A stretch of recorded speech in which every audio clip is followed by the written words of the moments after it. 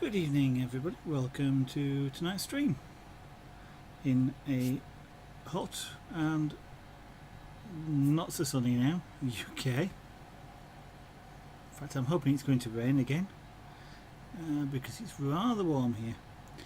I'm hoping the background noise isn't too bad because I've got both an air conditioner running and a fan, and it's still 27 degrees here in the studio. But if I turn either of them off, I kind of will need to stop streaming because it will get really too hot. In fact, if it gets much warmer, you're going to see me look even sillier because I'm going to end up wearing a headband because I don't want to get this piece of work wet, which it will. Okay, so let's turn the pyro on and actually start work.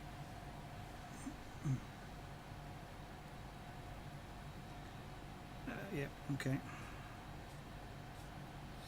So now we're going to be making this area appear light. So it's a graduation from bottom upwards.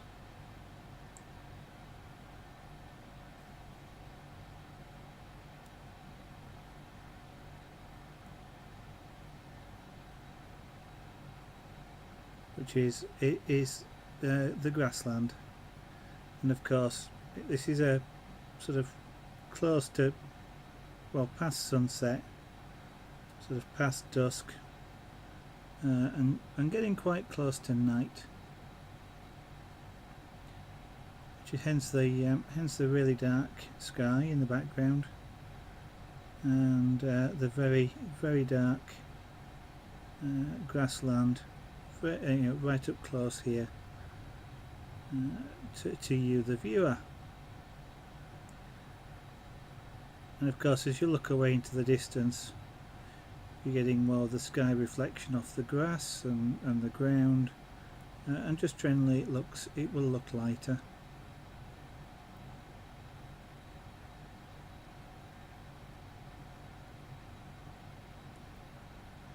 Which is convenient from a pyrographic point of view because it helps to make sure that the other objects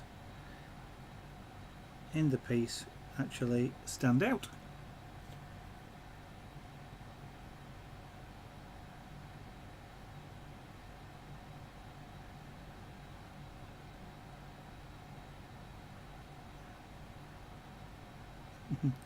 I just think I've got to chill out a little bit. I'm trying to do this too fast. But that's partly blame the heat.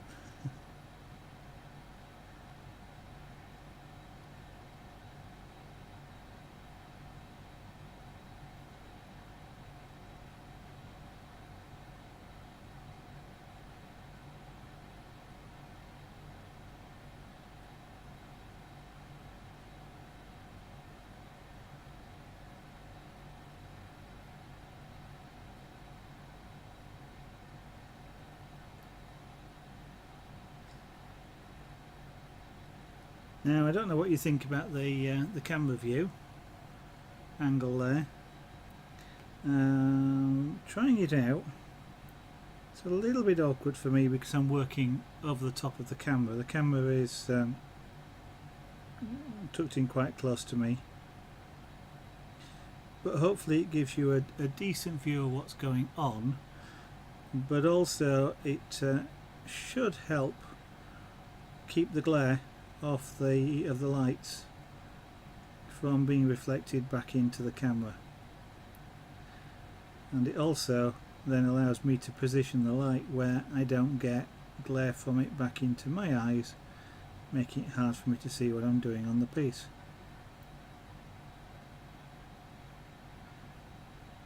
But for anybody who's new to the stream, I will of course say welcome, and if you're not sure what you're looking at, despite the titles, what you are seeing is Pyrography, Pyrography, a literal translation of which is fire writing, but I think a more practical translation is creating images with heat, and that's what I'm doing with this tool that's in my hand. It's a electrically heated tool, to some extent rather like a very small iron, and I'm using that on this wood, which is birch plywood. And the effect of using the heat is to draw the moisture out of the cells, which can be described as the sap or the resin, cooking it, which turns it brown, and then letting that sit on the surface, which is producing the colour that you're looking at. Now, the more heat that's applied, either from a hotter tool or from leaving that tool in one place for longer, is what produces the darker tones. So the more heat, the darker the tone. The longer I keep it in one place, the darker the tone. So there's kind of a trade-off that can be done between the heat setting and the speed at which I choose to work. And sometimes it's better to use one of those factors, sometimes it's better to use the other.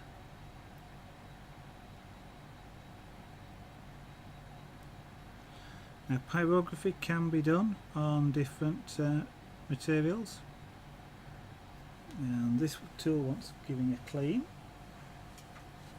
Let's just get a bit of paper.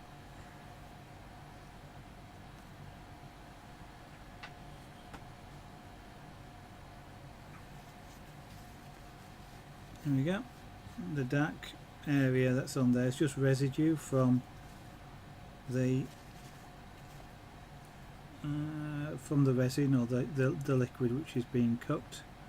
Sometimes you get a little bit sticks to the tool, and over time it cooks to a dark brown, and you can then end up depositing it on the work,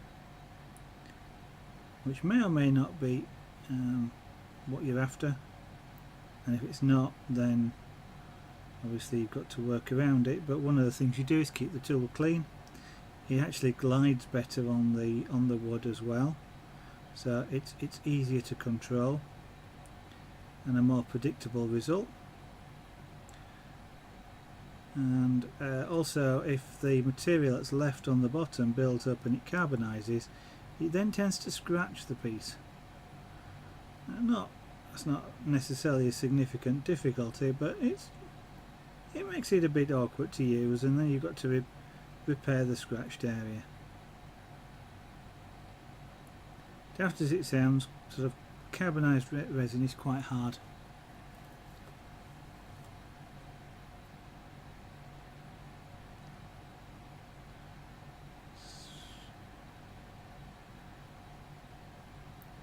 Other material, I may have mentioned it, but other materials can be used. I'm using birch plywood. Plywood in general is quite a good material to use because it's more stable, it's less prone to warping than thin sheets of solid wood would be, because as I mentioned, pyrography draws the moisture out of the wood. Now that causes the wood fibres to shrink. And if this was a solid piece of wood, that would have a tendency to cause the sides to curl up. But because this is plywood and the way plywood is constructed, plywood actually resists that bending, and the work stays, generally speaking, almost flat. This one does have a slight warp in it, which can actually be corrected if necessary. If it gets a little bit more excessive, it can be corrected. Now, birch I'm using because birch has some very nice characteristics in respect to pyrography. It's a very light wood, and being a very light wood, it means that there are you are able to generate a greater range of shades because it's all monochrome. I won't say black and white because it's brown and white, but it's a single colour in different shades. Although you can use colour in pyrography, but I'll mention that a little bit later. So darker woods, they have less colour range or shade range available. To go to the extreme, a wood like ivory, which is almost black, essentially you just have one shade available, which is black. So the lighter the wood, the easier it is to portray things. It also has quite a good ring or grain structure, in that the rings themselves don't show up particularly greatly against the wood between the rings. If you take a wood like pine, they show up quite clearly, which may or may not be what you want in the artwork. Also, the density, or the way in which the rings and the area between react to the heat, are fairly similar in birch, which means that they don't sort of stand out particularly prominently. The rings, for example, which if you do it on pine, the rings stand out quite prominent when you apply heat to them. But also, both the rings and the area between contract at roughly the same rate in birch, and so you maintain a flat surface, whereas something like pine, the rings don't contract very much, but the area between does, and therefore you get like a ripple effect on the surface of the piece. Again, if that's not what you want, you have to deal with it. If it is, then all well and good. You can also use wood, other woods quite easily. Ash, which is quite a light wood but has quite a distinct grain or ring structure, which can be seen in the piece. Poplar, poplar also is another wood very similar to birch, but it's actually slightly lighter. I haven't tried any of that yet, though I do have a sheet here to try. I did mention you can use other materials. Leather can be used, as can bone, gourds, for example, can be used. I believe cotton can also be used, and you can actually even use paper or card. The thicker the better. Certainly with paper, reasonably thin card will work as well. You do have to use lower temperatures because paper and card does carbonize very quickly, but you can generate images on paper as well. And although you can actually use ivory for this, and that was used a long time ago, working with ivory at all these days is actually illegal, so it's not something that can be done now. I did mention being able to use colour. Essentially, pyrography can be applied over colour, or colour can be applied over pyrography. So I could, for example, pyrograph this and then paint the area green.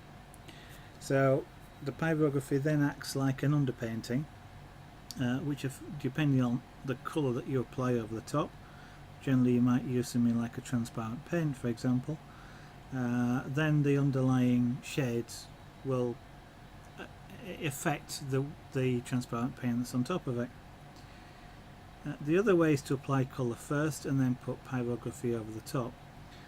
That can be a little bit trickier because, of course, the heat is then impacting the paint or the pigment or the dye that's being used, and that may have interesting effects of whatever kind. But as I mentioned, what the heat is doing is it's drawing out the liquid and essentially cooking it, which turns it brown. It turns it to be like a glaze, a bit like a varnish, and then that will sit over the top of the colour, so you'll have a brown varnish over the top of the colour, which obviously will darken it and change it somewhat, and then basically seal the colour in. So that has its own, you know, characteristics, challenges, etc. Neither of which I've tried yet. I'm still doing a lot of practice in just straight pyrography, which is what this is. The Hospital, good evening. Welcome to the studio this evening. Thank you for dropping in. I trust you're having a good day. I do hope the noise isn't too much in the background, by the way, guys. As I mentioned at the start of the stream, in the UK it's quite hot. In the studio it's quite hot. If you can hear the noise, I'm running both a fan and an air conditioning unit behind me. Hopefully the microphone isn't picking it up too much.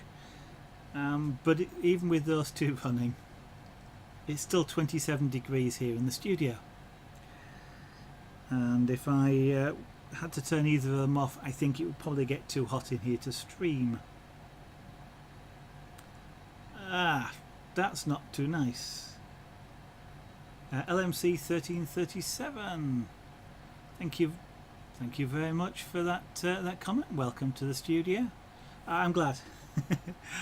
I was hoping this microphone wouldn't pick it up. It's a decent quality microphone, which is intended to sort of shield out some of the background noises, so I am glad that's they're not coming over. Thank you for letting me know. What was I saying about pyrography? Not tried colour, and not likely to try it just yet, but you can actually get some really nice effects with colour.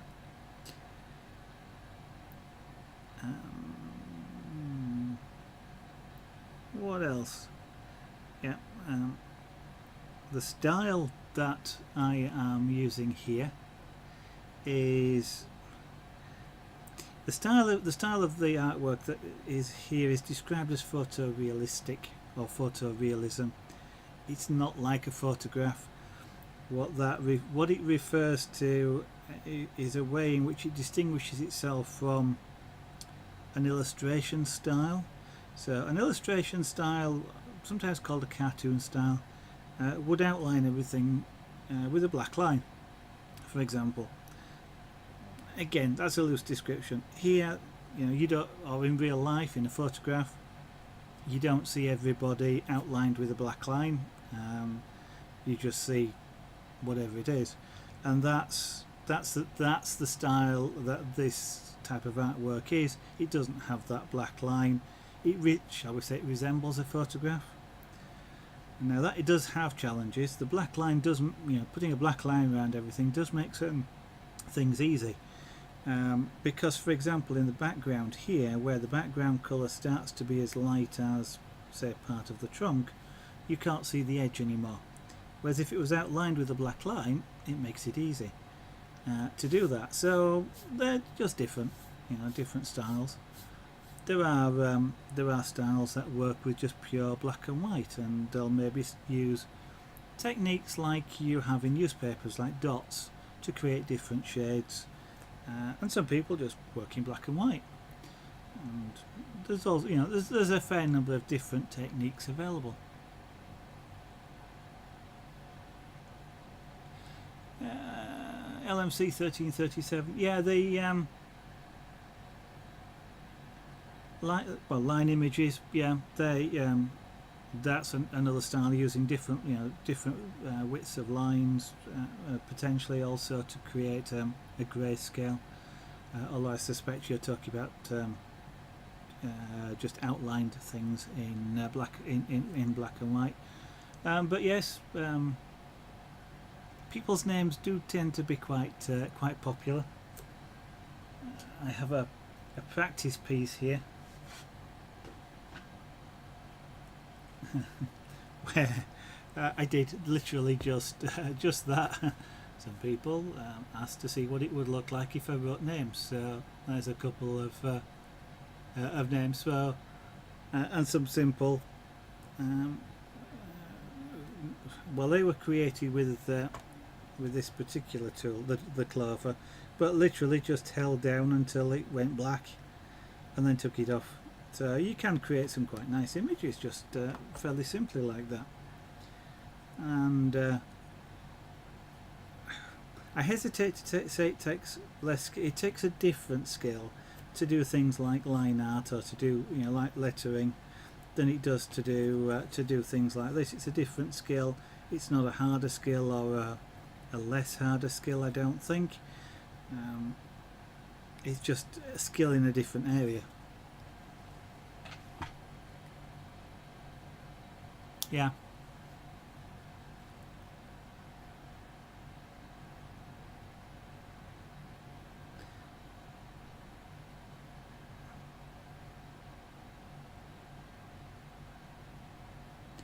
And I wouldn't say anyone is any particular harder than the other either. I know I have had people sort of say, that the line art style, for example, is easier to do than something like this, or and vice versa. This is easier to do. They're just different. To create a consistent black line, for example, takes skill to do. As you notice, I haven't quite got consistent black lines on this. Some areas, like the D and the L here, they're not particularly consistent. I need more practice. I need to turn the heat down, one or the other. But it's and those people that can sort of draw with one of these pens and create a line art image, I think are quite amazing as well. Right, I should be careful not to stop for too long. I have a tendency to stop what I'm doing and talk rather than talk whilst I'm doing things, because otherwise you tend to see then just a static picture for a long time while I'm busy talking away. So you can go over an image. I mean, I've done this area once already. It's not quite as dark as I'd like it to be, so I am just going over it again. I would say it's perfectly allowable. It's one way of creating a deeper colour than I got the first time round, and it can be a safer technique than trying to create the exact colour that you want or the exact shade that you want the first time that you pass over a piece of wood, because wood can very quickly, depending on the wood, it can very quickly go from no colour to quite a dark colour if you're not concentrating on what you're doing, as in I'm streaming and talking at the same time. Whereas if I go over it once, I can then go over it again and just make it slightly darker. So it's a bit like going over with a pencil and then going over the top of it again because you want it a bit darker, and 3 or 4 times sometimes.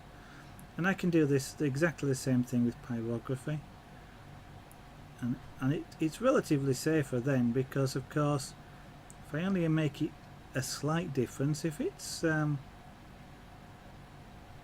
I then reach the colour I want, I can stop.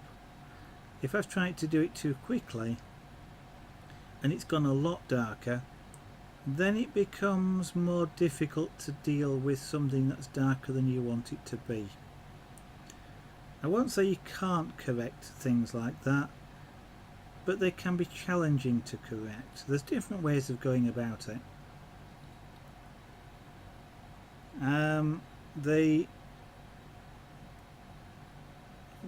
One of the ways of going about it is to take sandpaper or to take a knife and scrape away the surface colour.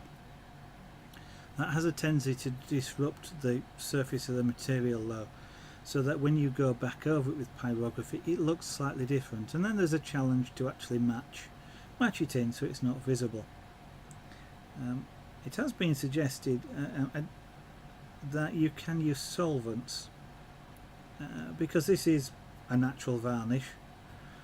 A solvent should be able to dissolve some of it and therefore make it lighter, but again that can disrupt the wood surface, so again, yeah, something to do to be wary of. Or the third technique is if I make something slightly too dark, and it only really works if I've made it slightly too dark, is I darken everything else that's around it so you no longer notice it. Whether there are any other actual techniques I'm not that aware of myself. The larger picture certainly looks more impressive. It's probably, well, it's certainly quicker, LMC, as you say. Depends on the, I would say it depends on the line art that's being done, because some line art is really high dense, lots of lines, and they can take a fair amount of time to do. So in general, yes, they're probably faster. Don't know about reproducible. That's a level of skill. I mean, I'm not sure.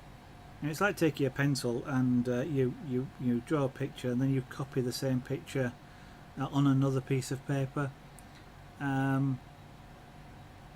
Is that you don't get an exact copy, which of course is good if you're reproducing artwork, because then everyone's unique, but I'm not necessarily sure it's any sort of more reproducible than doing it with a shaded mark, but I would agree it's certainly probably faster, and that makes it more commercial.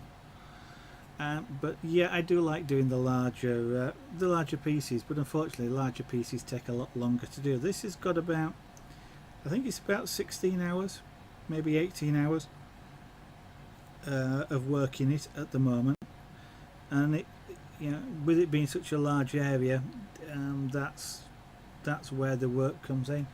If I take a smaller piece like this one, and now this one has a lot of texture in it. This used a slightly different technique to create the fur, but this piece took 10 hours to complete, and as you can see, it's not quite half the size of this board. This is A4, by the way, the larger one. So this is getting on for about twice the time taken to do the smaller piece. But that smaller one, if I hadn't used the techniques to create the fur texture, probably would have come in at about 6 hours, something like that. Thank you very much for that, Theme Hospital. That's my favourite cat picture. That's Felix. That's Junior. Is that one? There's Felix, which is his house brother, shall we say? They're not actually related, but they do live together. So another putty dat.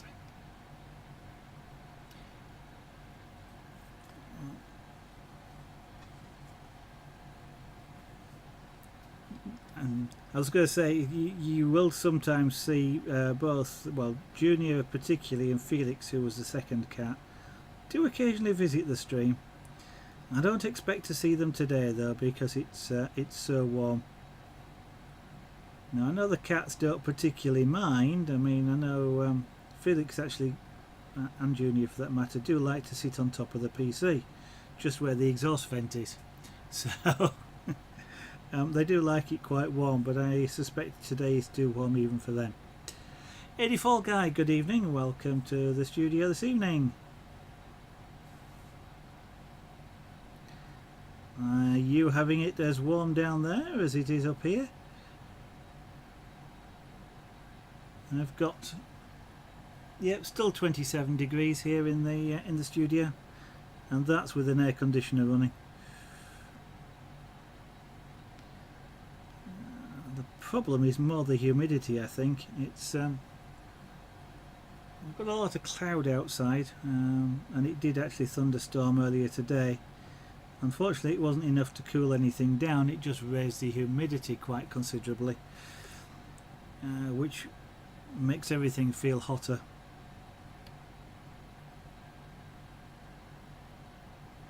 LMC 1337, it's 32 degrees C. Wow! I don't actually know what it's been outside today. I have because we've had no wind here at all. I've literally had the studio and office windows closed and just let the air conditioner run. Yeah, it came, well, it's certainly here. It came really dark. We had a lot of lightning and thunder, some really large strikes, I guess, because the sound of the thunder. And as you say, it rained, really thick rain for a few minutes. Then it just landed, and then after that, within 10 minutes it had gone.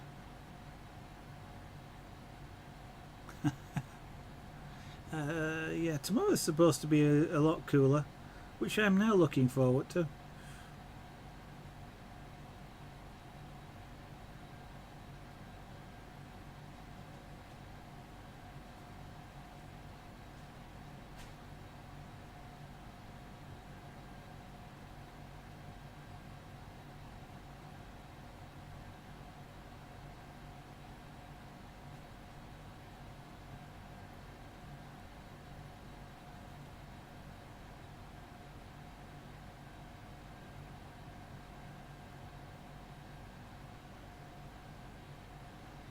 I don't usually actually mind it being cool.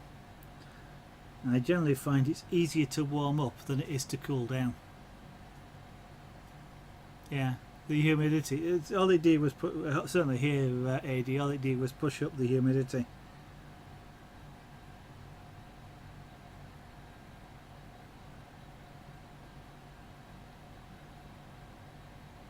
I am just managing to stay tolerably cool. As I am here, and here I am actually. I'm using a hot tool as well. There's not a lot of heat, relatively speaking, on this. It's probably about 15-20 watts of heat. It's kind of the equivalent of a candle flame. Especially if you put your fingers over a candle flame. This is kind of the same level of heat, but it does have a tendency to just create a bubble of heat around it, which does get uncomfortable in this sort of weather.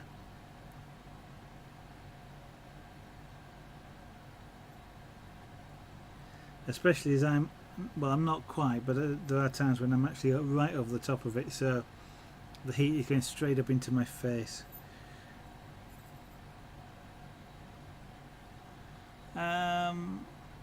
London had the potential of hitting 40 plus, though. Yeah, London's a hot place anyway. It's always warm. Well, in most cities, it's always warmer in the city.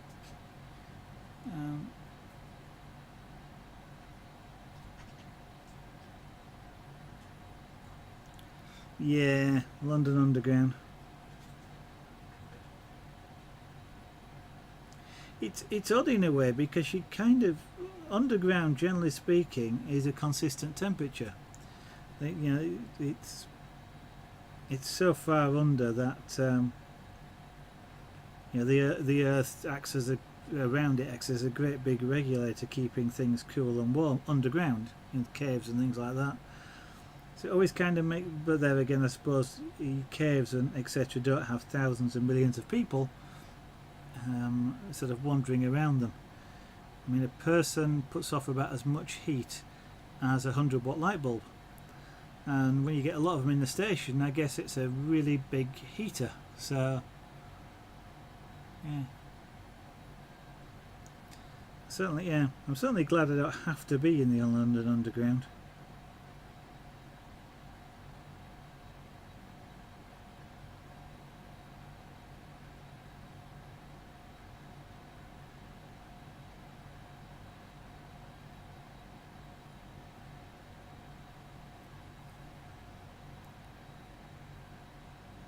Now I'm going to try and do is not so much try and do a shadow for this giraffe, but just darken behind it, sort of from about here onwards, as a general sort of shadow. The sun is very low, so we're not actually going to try and put in, you know, an individual shape or anything like that.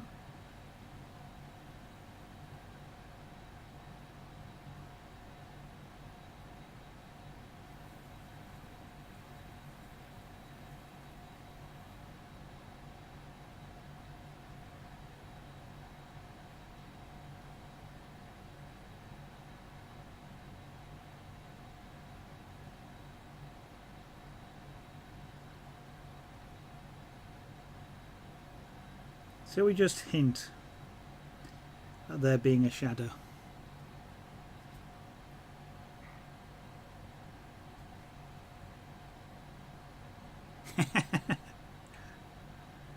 I kind of feel sorry for anybody that had to work much today and outside of an air-conditioned environment, Theme Hospital.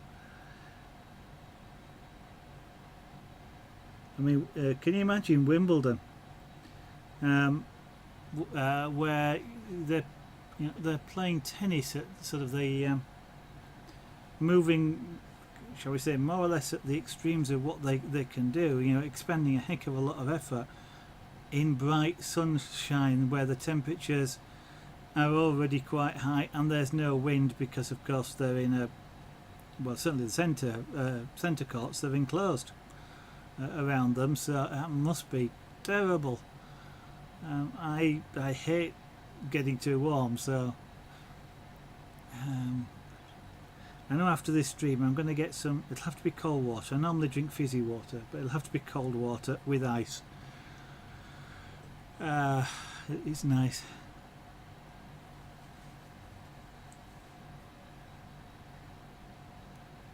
Oh, I think LMC 1330.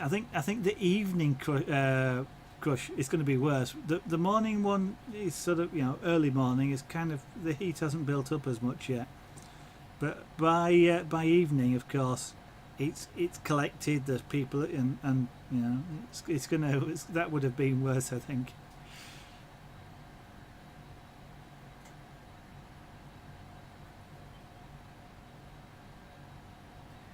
And I've been down to London. I frequently do walk rather than use the underground. Depends on where I'm going, of course, but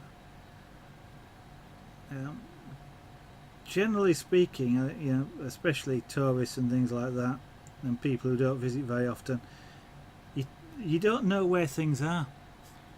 You might know which underground it's by, but you get no real idea of scale or location of things. And I generally speaking, if I go down when I'm working in London, I've got nothing to do in an evening, to be honest, so I'll just wander around, go in some shops or things like that. But I'll walk 5 or 6 miles around London, and generally speaking, I don't get on the underground. But it's amazing how you learn where everything is, and I won't say where the shortcuts are. I mean, there are some tube journeys which are, shall we say, significantly longer than actually walking, but most of the time on sort of, you know, moving between a couple of tube stations, it can often be quicker to just walk it than it can to go down, wait for the tube, get on, come off, come up the stairs or whatever, in quite a lot of the central London area. So and it's amazing. Yeah, well, I certainly learned a lot better way around and where things are.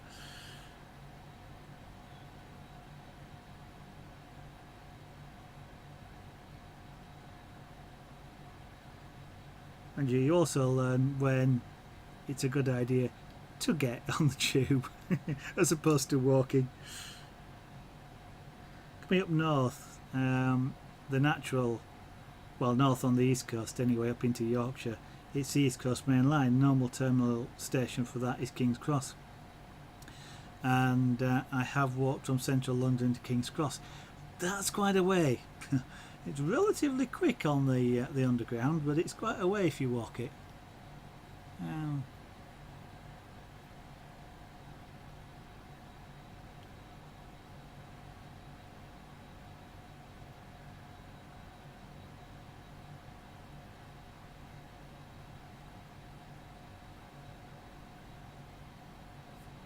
Okay, Nis, good evening. Welcome to the studio. I'm not quite melting, but I am taking sort of quite extreme measures to stop that. I've got a fan running under the desk, and I've got an air conditioner running behind me, and the temperature's going up, not down.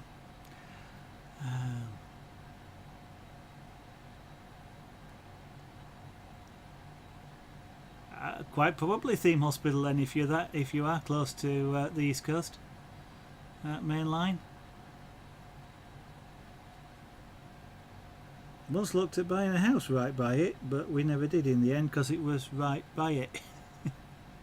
Nice big garden, but didn't particularly like the idea of sort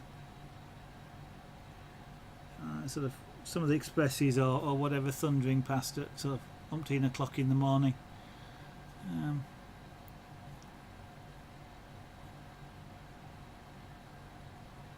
Ooh, hey, that is yeah, because St Pancras is next door. Yeah, that's yeah, that sort of distance. I quite often used to stay at just by the Natural History Museum. I'm trying to think in oh, can't remember the place now. Bloomsbury. And I've walked from there, and that's a long way, and Hyde Park's even further. Wow, you yeah. I don't think I'd like to have walked it carrying a bag. I was doing it on the night and just went, I'm going to go that way, because I do that sometimes. I just walk, and it turned out that I was walking roughly in the direction of King's Cross, and so I just kept going. But I wouldn't have liked to have done it carrying luggage. Oh yeah, Oxford Street, yeah. I've frequently walked the length of that, and maybe down from there down through Soho down to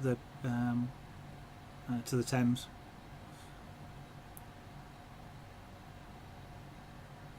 But you're right by it. You've no wind. Yeah.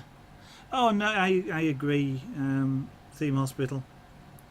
It's amazing what you get to ignore over time.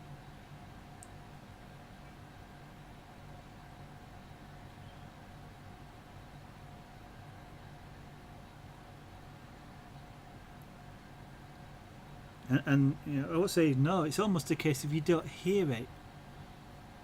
It just goes from your consciousness. I for a long time, when I was a lot younger, place where I worked, they used to have a lot of telephones. But what the telephones used to do, the telephones didn't ring, but with a tannoy system where they would be a tone, and two different tones were used depending on which phone it was, phones that were ringing, but they used to have the same cadence, so the sort of the on-off pattern of a normal telephone ring in the UK, and I got so that I literally didn't hear that. So when I moved to another job, I had a phone on my desk, and I didn't hear that cadence, and it was, and even at home, I still sometimes don't hear it because I'm just I've just tuned out that particular ringing cadence. At home I have to change the phones because they're like mobile phones these days. You can change the ringtone. To change the ringtone to make sure I can still hear the thing. Yeah, so down South Kensington and all just all around that sort of area. Max out the cake. Oh, congratulations.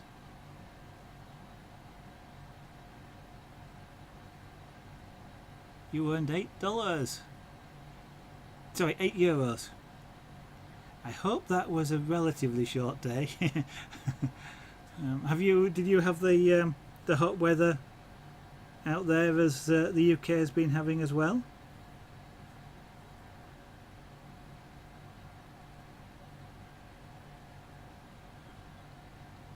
When I first started work, I used to get paid. I was in a garden centre. I used to get paid £5 for the day, which is about €8. But that's 35, 38, nearly 40 years ago.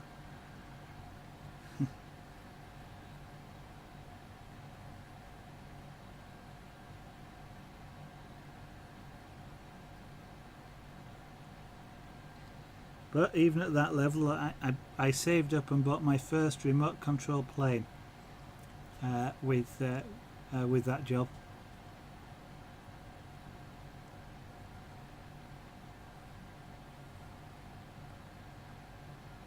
And I was extremely careful not to crash it. Oh dear.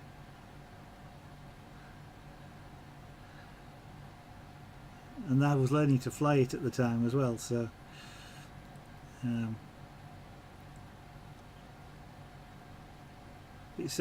certainly learnt, shall we say, the value of money and the fact that you had to work quite hard to get it.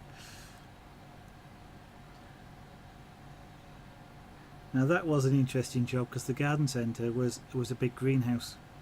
So in weather like this, you're working in a greenhouse, and even in UK, UK summers can be quite warm, and yeah, many a time worked in a greenhouse where you are literally wet through and kept having to drink about every 20 minutes working there, and take salt tablets as well.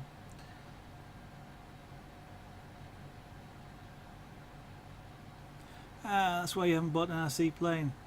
Yeah, but RC planes don't sink, AD, and you hit a bank with one of yours at full chart and you end up with pieces of a log or something like that. At least I've got a bigger sky to fly in. But when you start, of course, you start with extremely stable self-righting models. Then they're flying, well, they're flying relatively slowly, shall we say. And I mean, you can even go to more, I was about to say more extremes of, like flying a glider. A motorized, was effectively a motorized glider.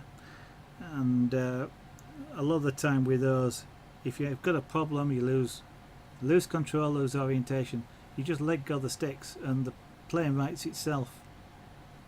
So unless you're really low, which you don't get, then it's a case of just let go. But you do that with a boat that's running, unless you use a very slow boat, I guess. If you do that with a large boat that's hopping along at a fair speed, you suddenly stop, you swamp the thing.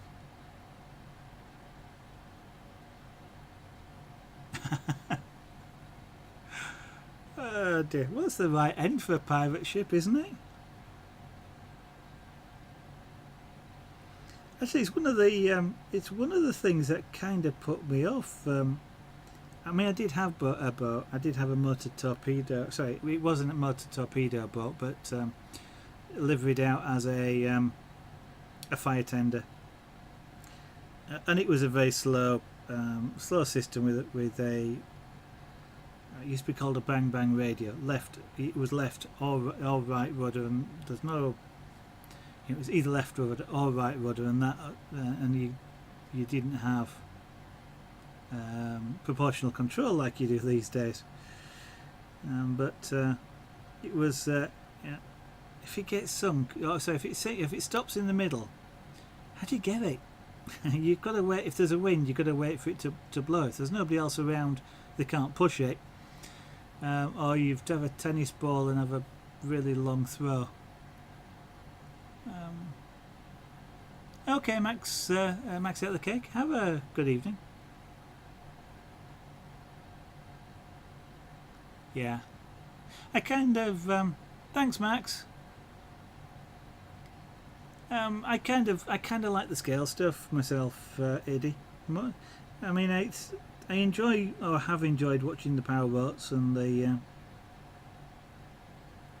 screamers, but I kind of enjoy the scale more. Same with the helicopters actually. Although I don't actually, as you've noticed, well, you have. Well, I think I've shown a couple of them. I don't actually have a scale one. Maybe one of these days, but I do enjoy the scale more, and I think that's partly because the creative bit of making models. You know, you make the model and then you go on and do the scale bit on top of it. So I kind of like. Actually, the one thing I want to try, I would love to try, is a sailing craft, one of the big marble heads, something like that. Yeah. You can get some fast steam ones as well, but yeah, I'd love to try pure sailing. They kind of do fascinate me. I'm kind of fascinated by submarines, but I've got no real interest in trying one.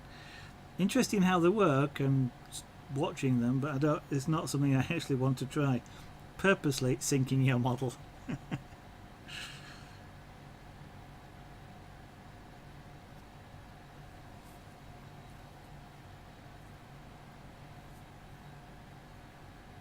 Right, I'm going to darken this shadow just a little bit.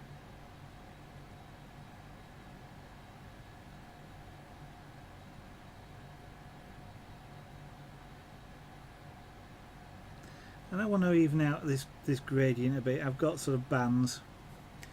It's a bit too much of a band. I need to sort of just even it out a little more.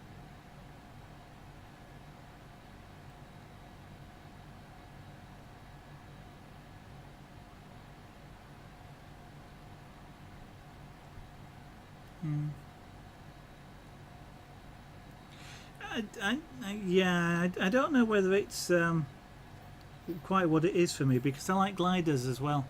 I think it's the silent, like the silent flying or the silent, with a sailboat. It's silent. I think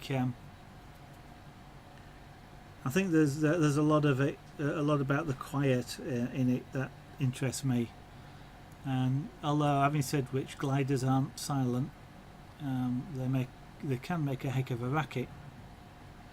And certainly when one passes you at rapid speed, then you hear it. That's yeah.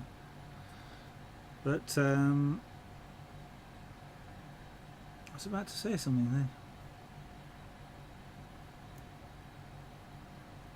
I think also, what I was thinking of. I think also, there seems to be more skill needed to pilot a wind-powered model than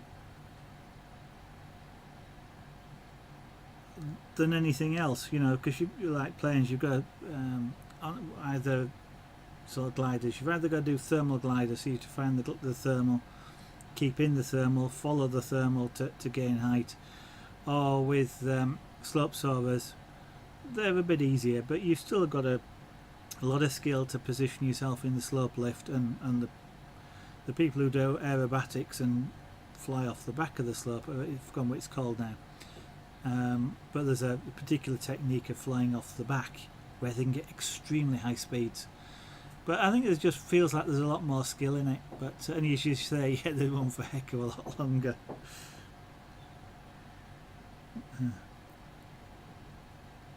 Mind you, that's not always, well, I was going to say it's not always an advantage. It's kind of an advantage in that you don't have to stop and refuel the thing, especially if you just feel like you want to go on a bit further. But with the model helicopters, for example, the large quadcopter I've got, I can fly that one on the battery pack I've got. I can fly that, I can hover that for 20 minutes. And that's not flying it, that's just hovering it. If I flew it, it would probably go on for 35 minutes because it needs less power when it's moving than it does in hover.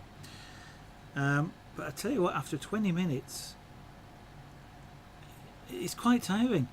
It's amazing how much effort there goes into, or concentration into flying a model. And I'm guessing, the boats and the gliders certainly as well. There's quite a lot of effort, concentration goes into keeping them in the air and keeping them flying. And sometimes you're glad it's time to land. You kind of only realise that when you've landed, though, which is perhaps a good thing. Oh, you lucky person flying, sailing wind-powered boats. Yeah, it's one thing I'd love to have tried. I'm probably never going to, but it would be, not unless I ever have my own big pond. Then I might, but I don't think so. No, that's right.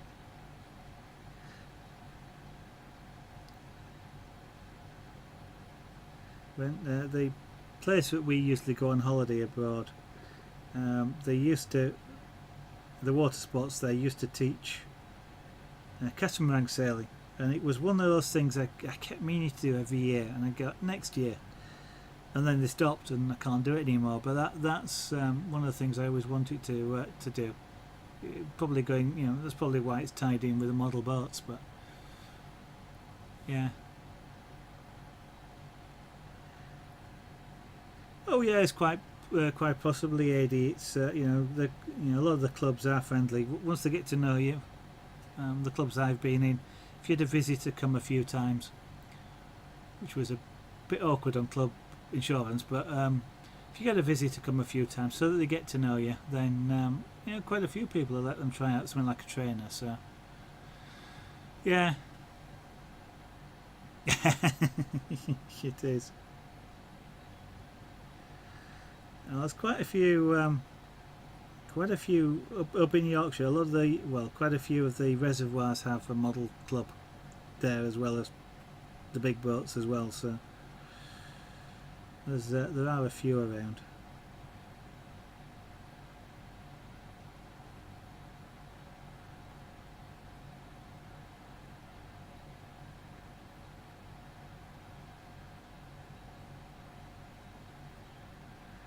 Certainly, if I went back into our radio-controlled planes these days, I'd be flying electric. I think I don't want to. I've had enough with the noisy engines.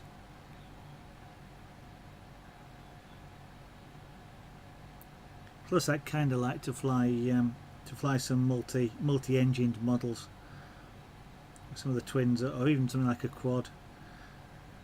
And they're not quiet. They're quieter when they're electric, and they're a lot easier to fly than the internal combustion versions. A lot easier to synchronise and things like that. So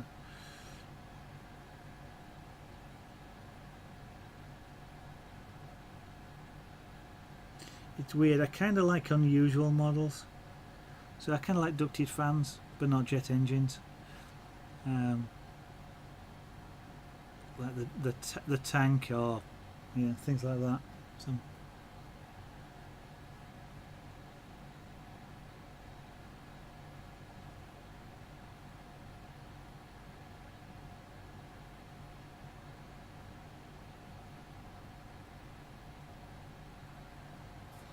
So it seems like I don't have a. I was about to say I don't have a model car. I do have a model car, but it's a six-wheel tool. The racing car. So it's, and again, a slightly unusual model because it has 6 wheels. I'm a sucker for wheels. That's maybe why I like model trains as well. Lots of wheels.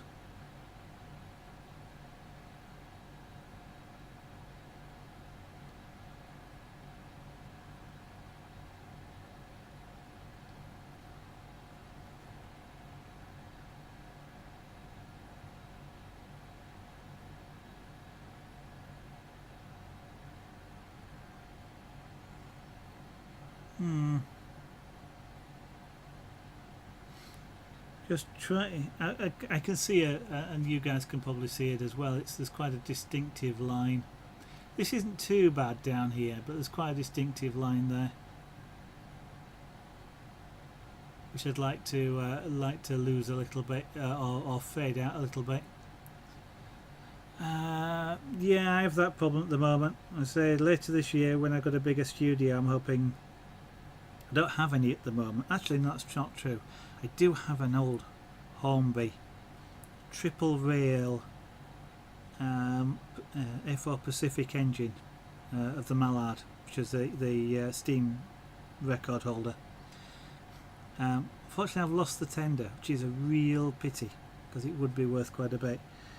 But I am expecting this later this year to get an N scale Pendolino. I don't have an N-scale layout. I don't have a double O. I don't have a layout at all. But I'm going to get a train.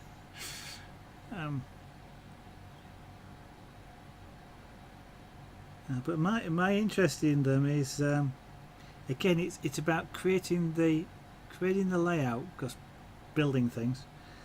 But then I want to run. I don't want to run the trains. I want to get a computer to do it. To be able to sort of just lay out a timetable, have the computer control the whole layout and actually run the trains.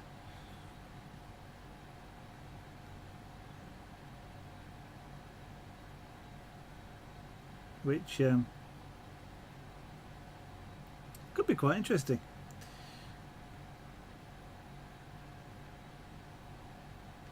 And you, having said which, I might end up having to stream it just to have a sufficient time to do it. So I don't know if you guys like model trains.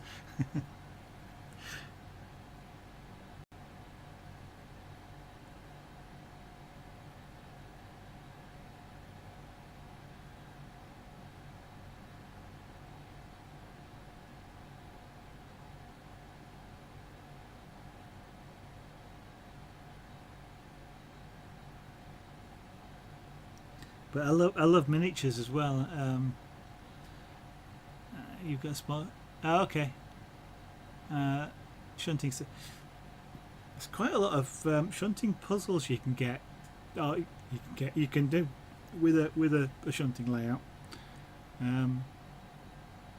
There's last time I was looking at it a lot. You know, there's just a small layout with about I'll say half a dozen tracks. You know, sidings. The number of puzzles that you can create from sort of just like half a dozen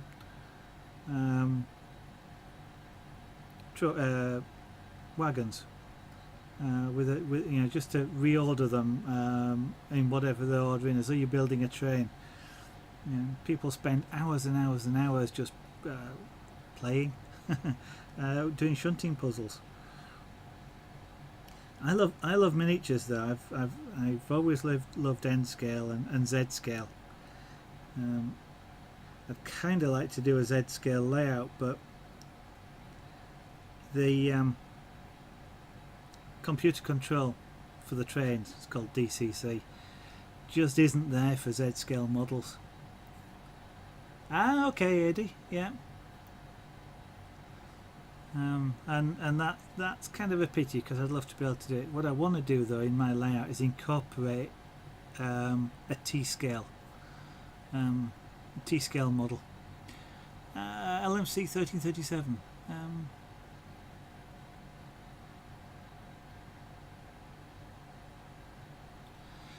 I kind of understand that. You know, as you say, building the layout, but there again, it's quite a long time. And I guess, whilst you're doing that, sort of running a train around is part of the build. I kind of agree with you. Once it's done, and you've done it a few times, then I sort of understand that. I mean, for example, I like building things. I like building the models, like the truck, etc. But kind of when they're done, and it's same with artwork actually. Once I've done the artwork, that's it. I've kind of lose interest in that particular thing. And artwork will go in a folder. It'll just go in a folder. And the truck, for example, is just sat on display, and I'll occasionally run it, but that's about it. And I kind of think I'd probably do the same thing with the trains, which is why I want to build in the extra challenge, if you like. I'd like to have a fully signalled layout, for example, so the signals work properly as they should. They're not just a train goes by, it turns red, and it's not just there to look pretty. It actually is a real signal, signalling full control of the layout, and the trains are responding to the signalling. And the computer control, for example, so that you've got to do all the connectivity and all this sort of stuff to enable the computer to do it, and then be able to sort of run half a dozen trains on the layout, computer control, so they all get around it without blocking each other and all this sort of stuff. So kind of extending the challenge.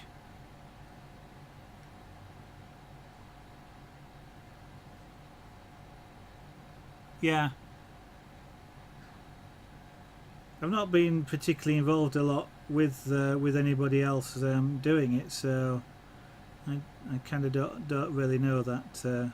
I'm sure you're right, Eddie. I kind of agree with you, because they people who do that are going for realism, so they're not just they're not even sort of running it round at high speed. They could be running quite slowly and things.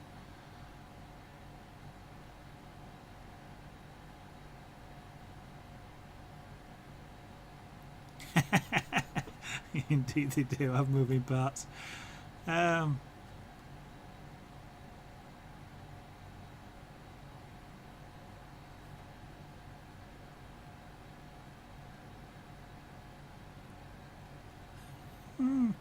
guess I kind of hadn't really thought of it as an art either. It's I mean, art's a little bit of a nebulous word anyway, I guess. I always have a problem of where's the crossover between art and craft. I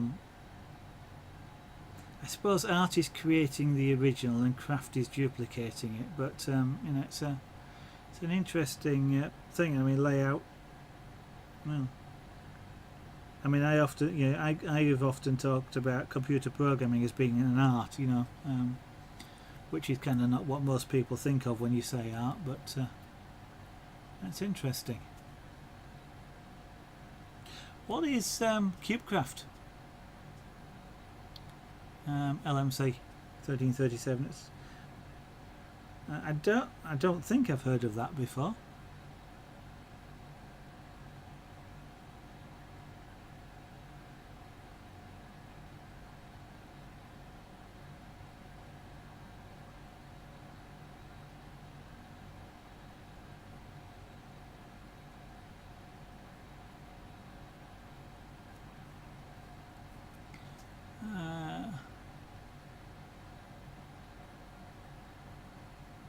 Yeah.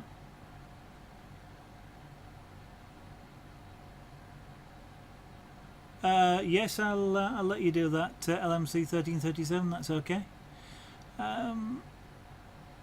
Yeah, you control each. Yeah. Building a conservatory. Well, quite a few people, I gather, with layouts, do literally do things like that. It's either a shed, a conservatory, or a spare bedroom if they have one.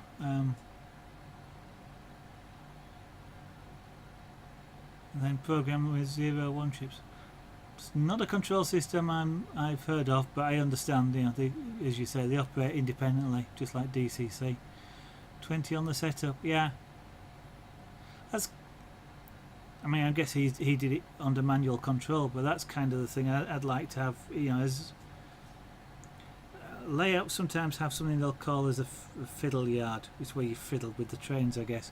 But it's kind of like a storage thing, and I'd like to have sort of a dozen trains of some kind sat there, and then the computer just periodically takes one out and moves it around, does all the train movement, so the part there, and it just picks different ones. But yeah, same sort of idea. What was I going to say? I'm just thinking that 00 layouts are very popular, but I like the smaller layouts just because you get more in the same space. I kind of want more. So I tend to gravitate towards things like the Z, N and Z scales, just because a Z scale is a quarter the size of a 00. Sorry, an N scale is a quarter the size of a 00, and a Z I think is a quarter again. So you can sort of get what's it? You can get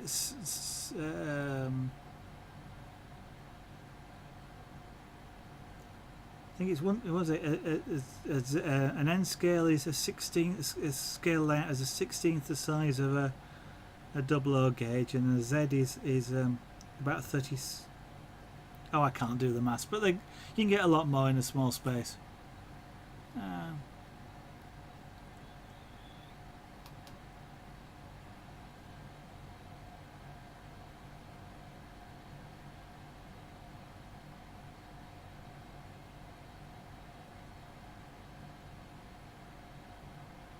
Okay.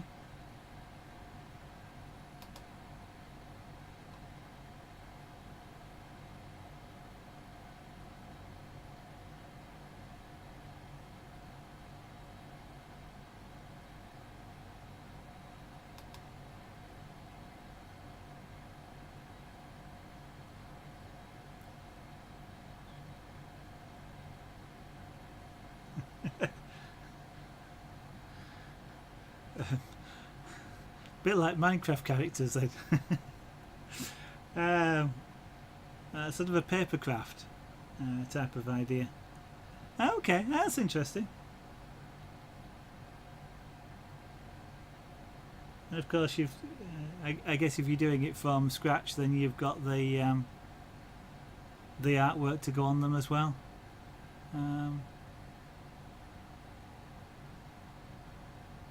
Okay, yeah. I know on mine I want a couple of spiral ramps to bring them up when I do it. Theme Hospital, you want a model train set but don't have the space. I think that's not true. But that's because you don't realise.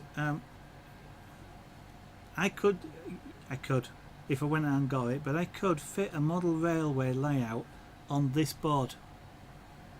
A full model railway, well, I say full, probably at least one oval with sidings, possibly two ovals in that space. Figure of 8, quite possible to do on there, but you're working at T scale. That's 3mm diameter, 3mm width between the rails. So it's well, that's wider. Is that? So have a look at T-scale theme hospital. I say you can get they build T-scale into things like suitcases, not briefcases, not suitcases, briefcases, a violin case, something like that. So you can get layouts in there, and even something like Z scale, which is 4.5mm between the tracks. You could get what Adi was talking about earlier, shunting layout on something like A4 or in a briefcase. So you can't run a train around in a loop, but you can bring it into sidings, pick up trucks, take them, move them to other places on the layout.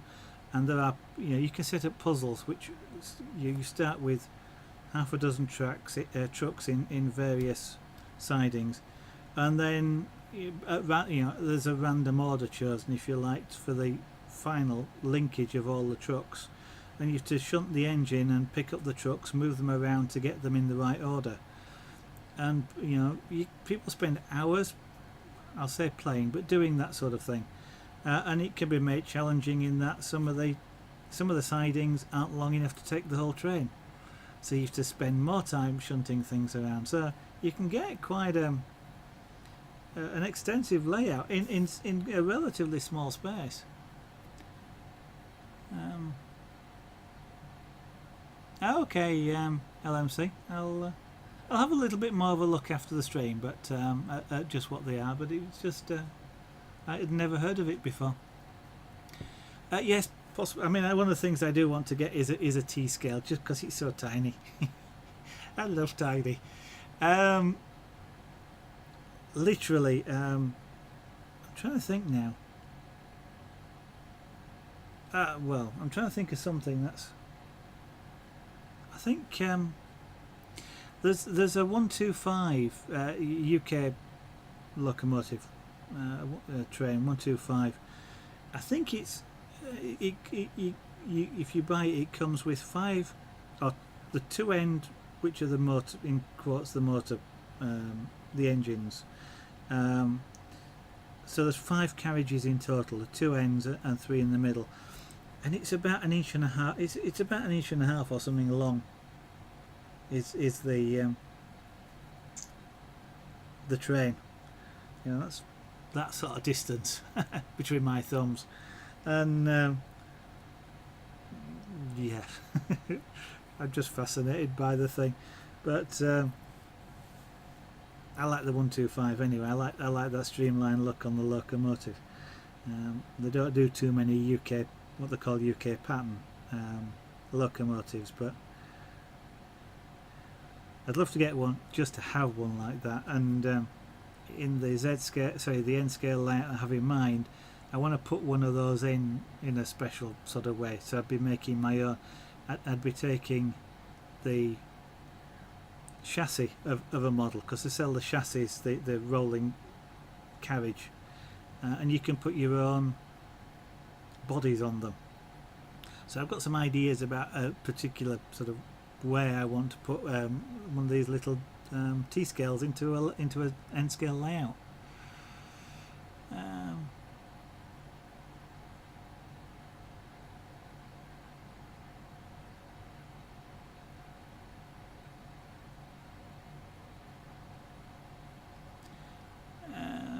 Okay, your main hobby is Pepakura. Is in full 3D form. Is that kind of I'll describe from the way you're describing it, it's kind of like a role-playing type of idea, or where people would do that sort of thing, but you just prefer the sort of large models. Yeah, 20 centimeters to a meter. Mind you, a meter is a large model. Mind you, having said which, that's kind of the size of my truck, so yeah. See all these creative people around. I think it's fascinating. Do you stream any of that sort of stuff, LMC 1337? I mean, I like watching people do crafts and hobbies like that. Whatever, different things, physical, what I call physical art or physical creativity.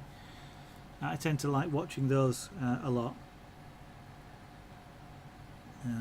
Generally speaking, if I've got a choice, I'll watch somebody doing that on Twitch, then I'll watch electronic art. I've nothing against electronic art at all. I do watch some streamers do that, and I've got a Cintiq to the right of me here, so electronic art is something I do. I just don't stream it. Mind you, I'm nothing against streaming it. I'm just not very good, so you'd be seeing me practice, which is what you're doing now. Ah well. Okay.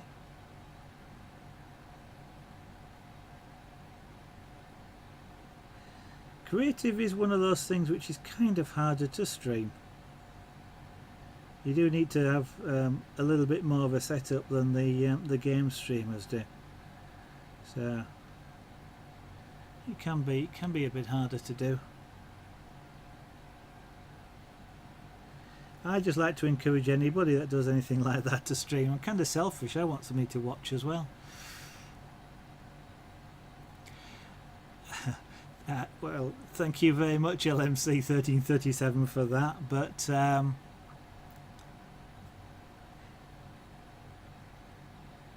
do I put this? You're right, it's not a practice piece. It is intended to be a completed artwork. It's not practicing lines or anything like that. But I've never done a pyrographic elephant before. I've certainly never done a pyrographic. I've never done a giraffe before, full stop. I have done an elephant in airbrush. This is a brand new tool that I'd never used before. I used it on this on this particular piece. So it is, for me, it is kind of practice. I am practicing producing a quality item, and that involves perfecting techniques. So, but I suppose that's kind of whatever, you're developing skill, which all creative people do, I guess, in their chosen art, craft, or whatever you call it. And so, is that practice? Don't really know. I mean, it's a bit of a nebulous word, but I guess you're probably right. This isn't a practice piece. The sort of thing like this, where I've done it on hardboard. It was intended just to see if I could do it, just see what it turned out like. I've done it on hardboard because if this stuff is relatively cheap, and in fact these particular hardboard panels I've got were free. So if I make a mess of that, I might have done several tens of hours, but if I make a mess of it, I'm not as bothered as if I've used white wood. It's a bit of a weird thing, but I call that a practice piece, because it's probably something that I wouldn't consider to be commercial because it's on brown hardboard, but having said which, there's no reason why it couldn't be. But so yes, I guess I have a distinction in my own mind as to what a practice is over a finished piece, but actually I'd be really hard pressed to say what it is.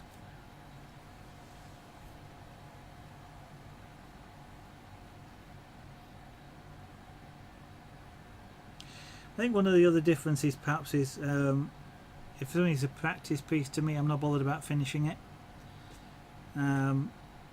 This is something I want to finish.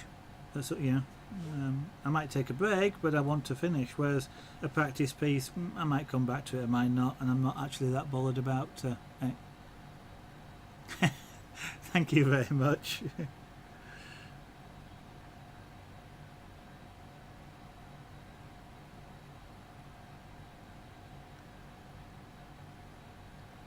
I certainly am learning a lot about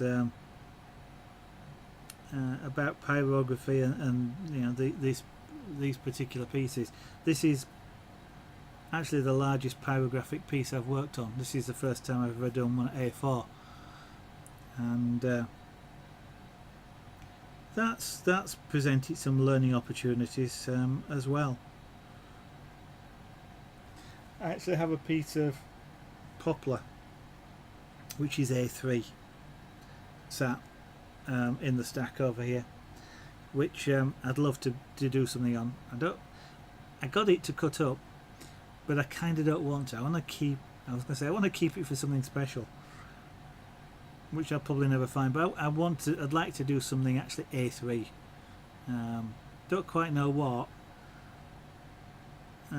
It probably will be a scene rather than something like a single object of some kind, but when you said which, you could do maybe something like a bird would be big enough to do on an A3, like an eagle, in flight, or albatross, or even just like an owl, I guess, if you do it portrait style, and you could get some amazing detail into the feathers. But I'm not sure, not quite sure what to do with that. And I actually also have a piece of thicker birch plywood, which is A2. It's twice the size. And I'm kind of thinking, do I want to do a piece that big? Can't do it in the studio at the moment. I just do not have the space to put even an A3 out. But maybe later, sort of, to be able to develop to do that. But that would probably take several weeks of effort to do, not just several hours spread over 2 or 3 weeks.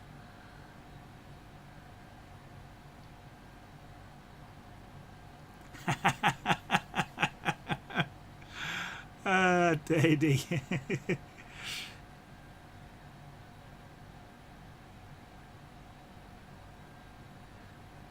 I kind of do that though. I'll just catch a video of somebody, whether it's Twitch or whether it's YouTube or just something, and a magazine. I'll see something and I'll just investigate it sometimes just for interest, and I'll spend a couple of days, few days, just investigating it, and dreaming a little bit in some cases, but then it'll sort of go, okay, I've had some fun, but I'm not actually going to do it. But I am planning, having sort of ordered the Pendolino, I'm going to do, even if it only ends up as a single track with the Pendolino sat on it on a shelf, I am going to get some M-scale track. But I kind of do want to do a late. It's the sort of thing I've always wanted to do, but I've always wanted it to be remote controlled, in quotes.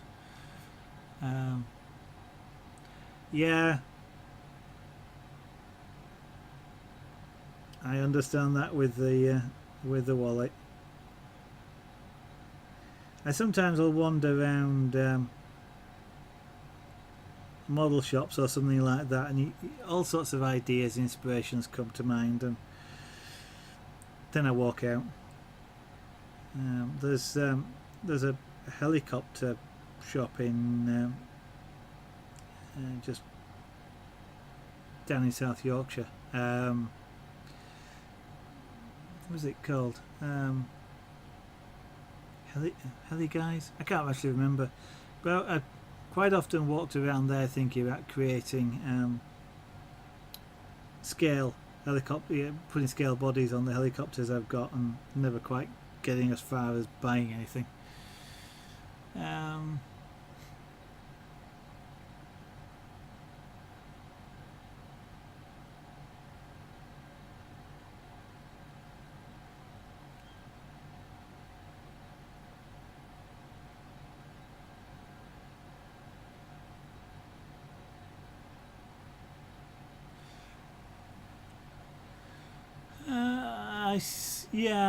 No, I understand, LMC. The kind of problem is with pyrography is, unless you are extremely well known, it's not a very commercial thing. You get someone like Jean Buick, for example. I suspect she could charge anything she wants for her artwork.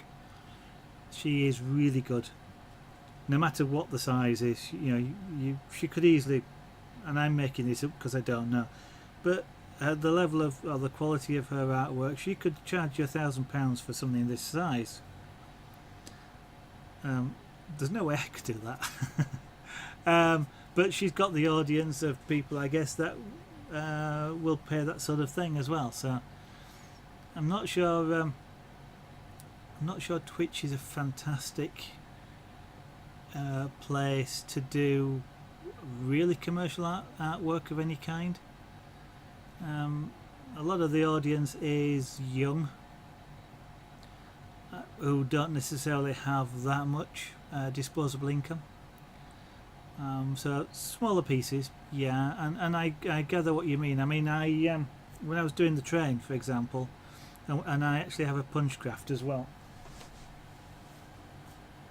this one, and I can just get it in, which is the same locomotive. I was doing that in the train simulator section, and that was quite a lot of people were, attracted, if you like, to what was going on. But unfortunately, a lot of art takes a long time. So it's, I'm not doing, whilst I would love to sell pieces, because wood, definitely sound, wood costs money, good quality wood costs money. The cottons for the punchcraft cost quite a bit, because you go through a fair amount when you're doing a piece, especially one that size. And scraper board, especially the good quality scraper board, is a piece like this is about £7 to buy of scraper board, of the good quality scraper board. I've got a medium quality, which is cheaper. And things like the rings for the jewellery, they add up really quickly. So you kind of it would be nice to sell pieces, because that way it will fund doing more of them. And since I started streaming, I've done more art in what's almost two and a half months now than I did in the last 3 years.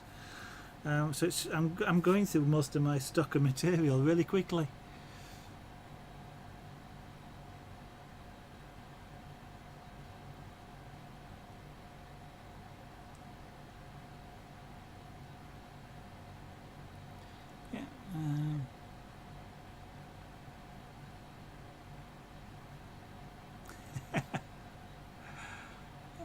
Doing that, yeah.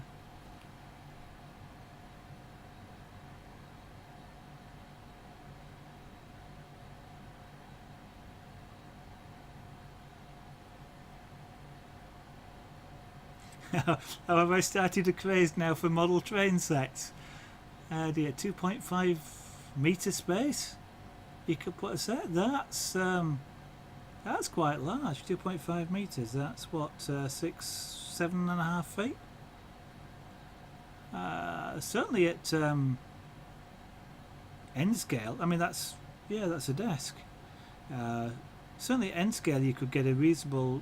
You could do O scale, double O, but I think you get a larger layout at end scale. I mean, you can even go to Z scale, but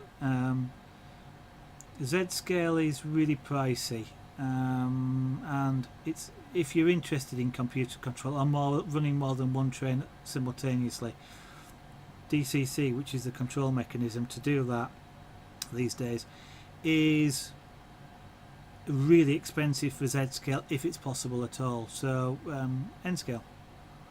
Of course you could go to T scale just to be silly, but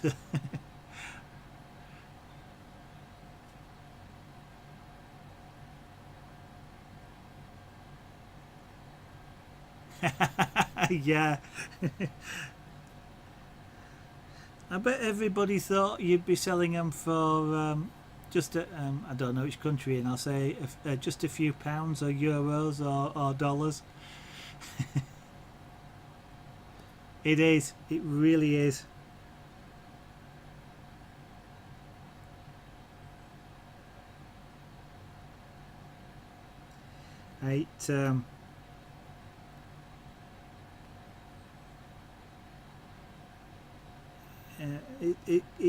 It can be very, very difficult to charge reasonably for time, and it unfortunately, especially in some crafts, it isn't particularly helped by people who do it for a hobby, because you get, for example, somebody who might sell this, and all they want to do is just cover the cost of a panel of wood, so they might sell that for, I don't know, £10, say. But in commercial terms of the amount of effort that goes into it, bearing in mind that I am an early start, it takes me longer to do things than it might do a more practiced artist, you're still easily looking at well over £100 worth of effort. well over £100 worth of effort of having spent already in this. And when somebody sells the same thing for £10 just to be able to buy a new piece of wood, I can understand what they're doing, but it makes it really hard for people who actually want to be able to be a little bit more commercial about it. Yeah, because I won't be about the bush. It would be nice to do this as a job, but I just couldn't afford to do it. And as I say, when you get people who do it as a hobby then selling things really cheaply just to be able to buy the next piece of wood or a new tool, then it gets really hard to compete. I imagine you perhaps find that a problem, maybe if doing things like on eBay and stuff like that.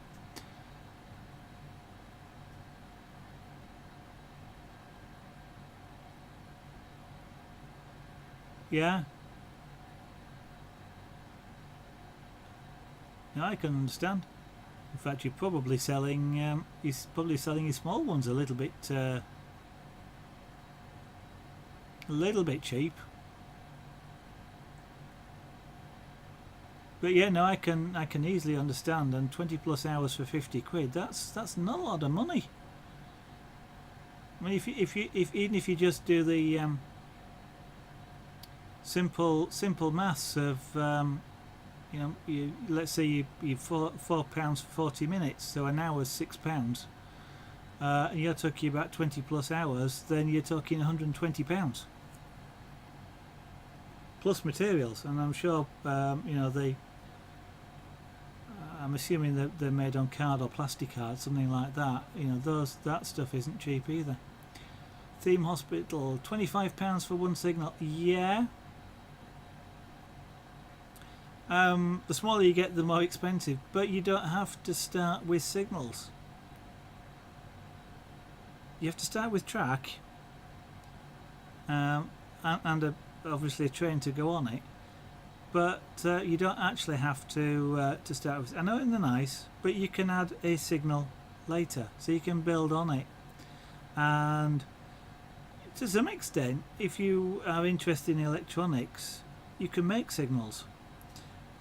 If you're interested in crafting, it's making them in small scale, carving bits of plastic probably, and using plastic card and stuff like that. Whether you'd make how accurate you'd make it, I don't know. I kind of would like to try that sort of thing myself. Making a gantry, a signal gantry, out of thin strips of plastic. It might not be any cheaper. Quite often it isn't, but you've had the fun of making it as well. So, don't know. Just take your time. Chainmail, yeah, people doing it as a hobby. It's really difficult for a lot of people to start doing things like that. I'm assuming that's Langu357.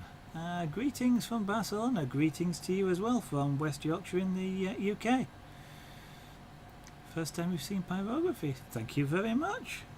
I'd better go on and do a bit more of it then, hadn't I? That's quite lucky, AD, because mind you, yeah, I suppose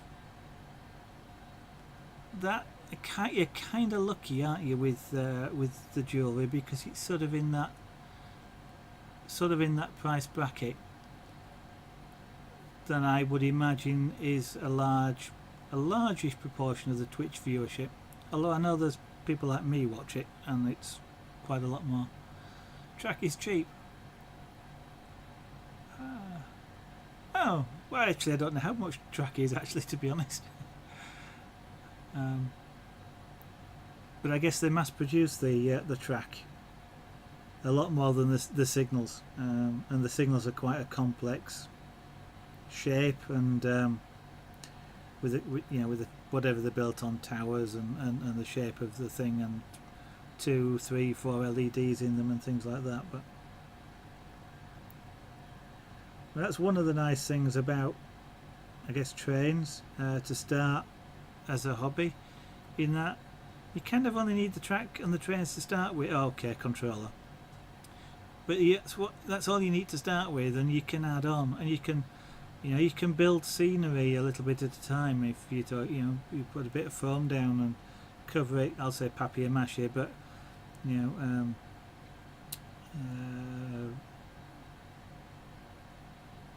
trying to think of things like UK be polyfiller, clay, not clay, plaster of Paris bandages and things like that. So you can build up.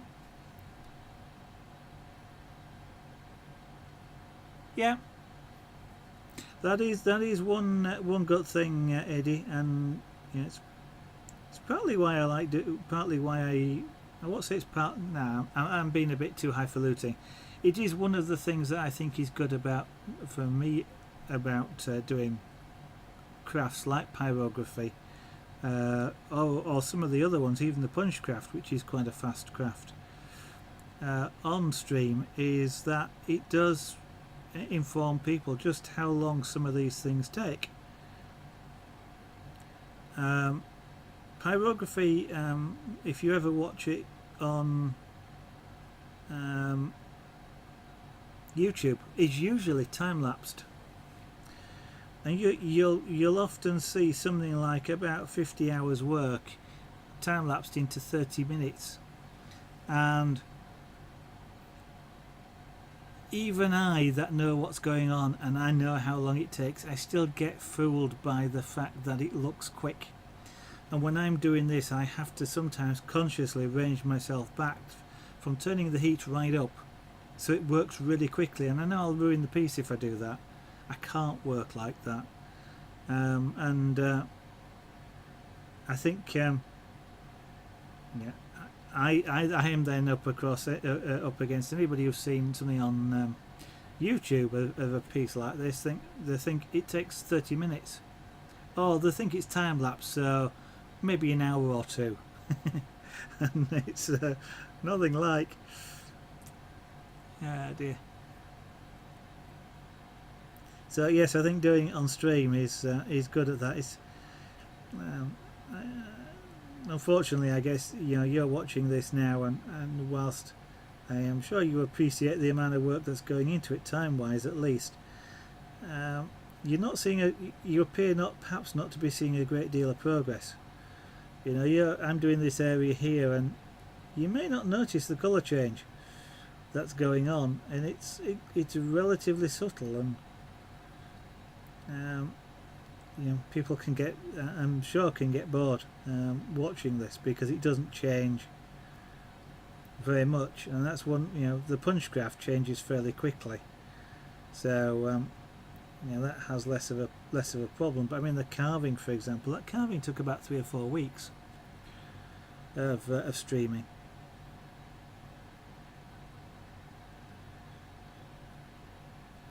So I think there is a trade-off of even on Twitch.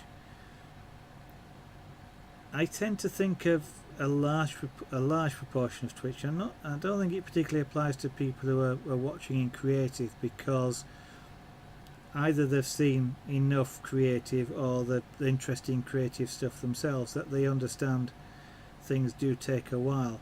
But I think for a large proportion of Twitch, attention spans are not long enough to watch me do things like this.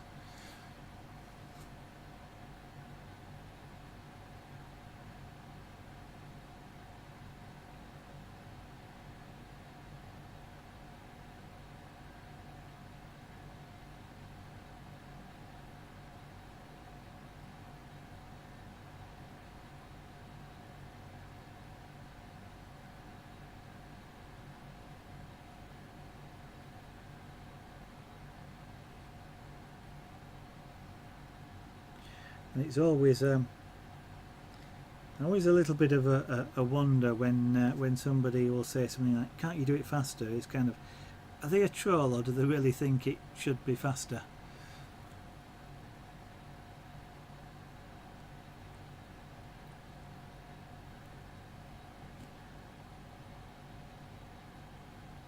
Okay, I want to look again. I'm off the end of the monitor, but there we go. I'm just trying to lose. I've managed to create lines,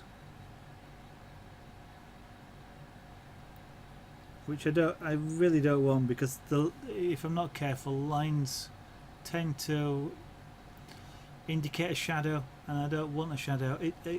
I can have some lines, because you'd have different.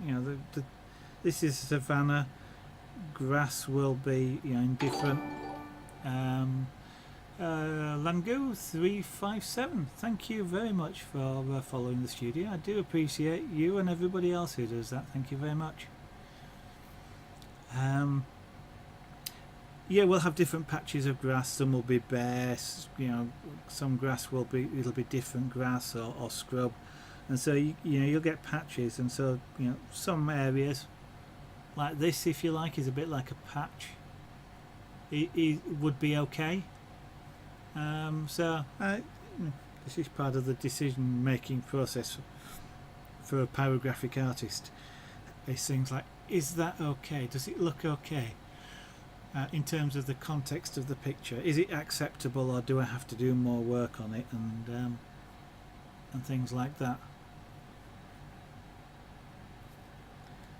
It's things like this elephant wants to be a little bit darker down here.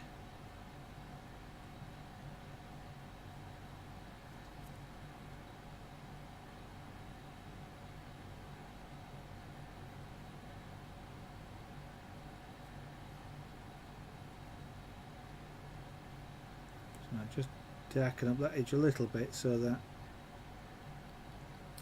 when I darken this area a little bit, it doesn't disappear. Part of the skill, the art form, the problem when you're doing a photorealistic thing in grayscale, which is what this is, even though it's brown,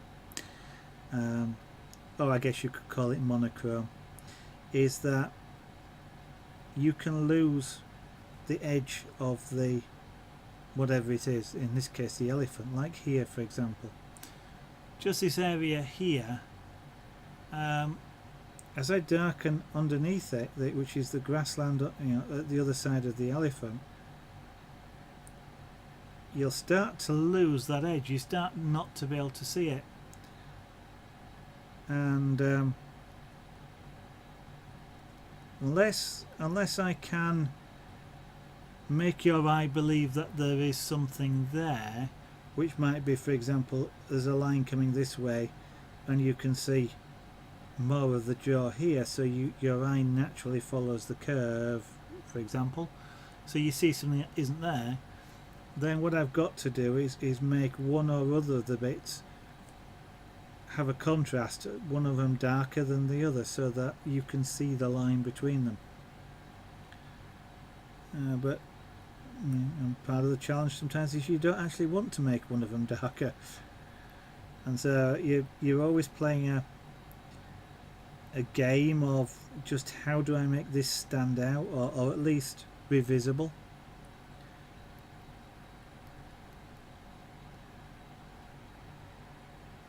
I mean, one of the tricks I could do, for example, around here, and now you're seeing it a bit better just because of the way the lighting is, but I could, for example, I'm going to put some grass into this with a scalpel, so I'll be scraping it. So one of the things I could do is scrape and stop where the jaw comes down, because it stops on that line, and I'll probably may do 2 or 3 stopping exactly on that line. You'll see a line that isn't there. Your brain will put that line in, because you then know the grass, which you don't expect to stop, is being hidden. So you see the object, even though it's not actually there. So you can play those sorts of games as well, and tricks, to make something visible that you can't actually see. There are optical illusions like that as well, that play on your eye or your brain's ability to see things that aren't actually there by looking at them in relation to something else.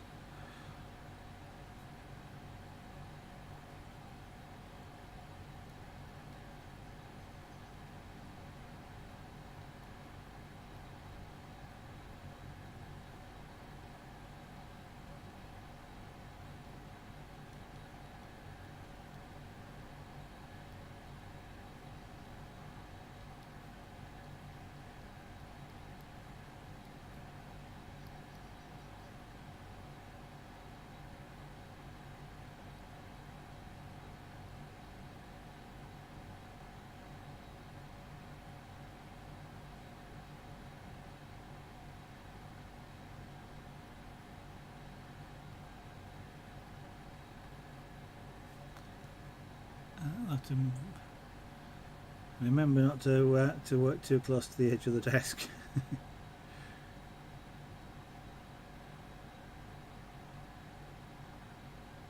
You see me looking up, by the way, rather than looking at the camera.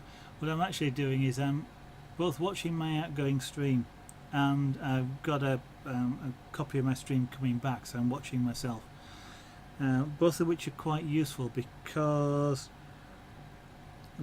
the way in which the camera works, it's as though you're looking at this piece from what would be about 3 feet away, effectively, and it looks differently to when you're really close up.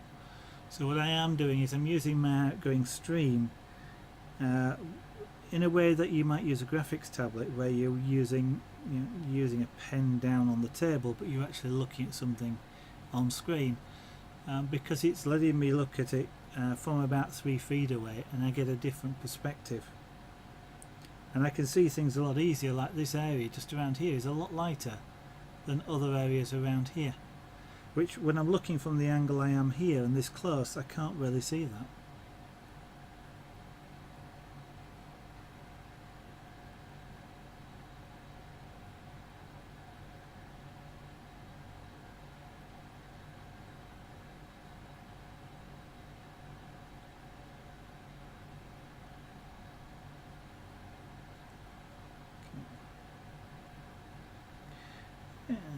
I need to spread this dark area out.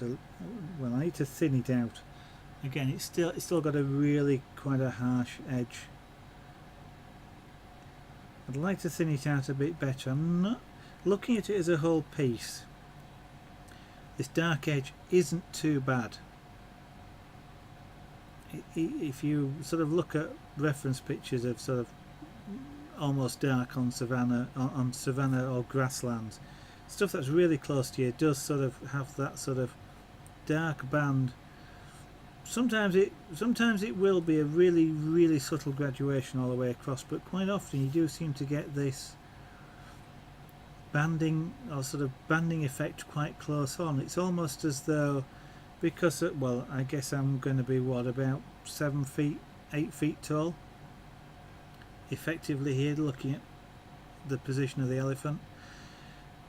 You're looking down on the grassland here, so you look at a different part of the plant than if you start to look away. So different parts of grass, if you take it just normal grass on a lawn, the back of the grass is lighter, generally speaking, and a matte green colour, whereas the front is shiny and quite a rich green. So if you ever get grass that blows over backwards, it will change. It'll change colour as it blows over. So you look at a grassland or like a field with fairly long grass in it. As the wind blows across it, it can change colour completely. And when you're looking down, you're looking at a different part of the plant, so you can get odd sort of banding effects like this. Just here, it looks a bit too sharp for me.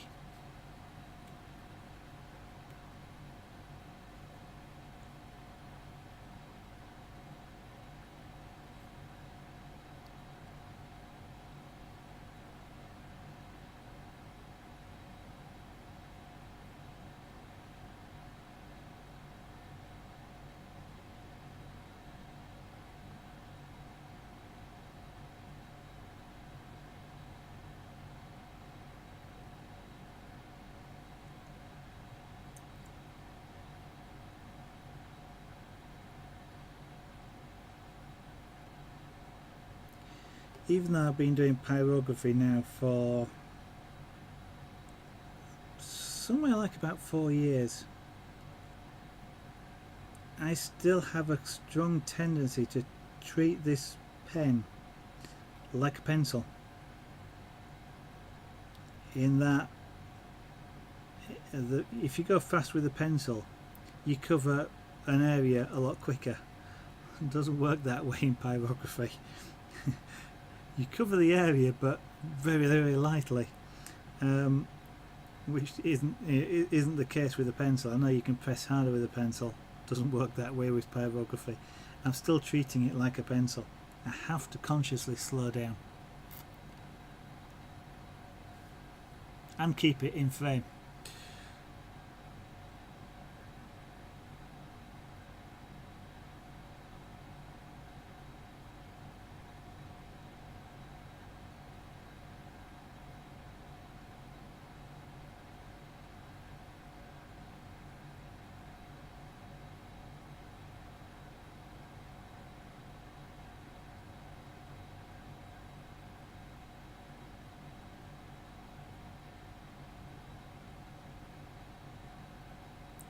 So in some ways what I'm doing is this area is the background here.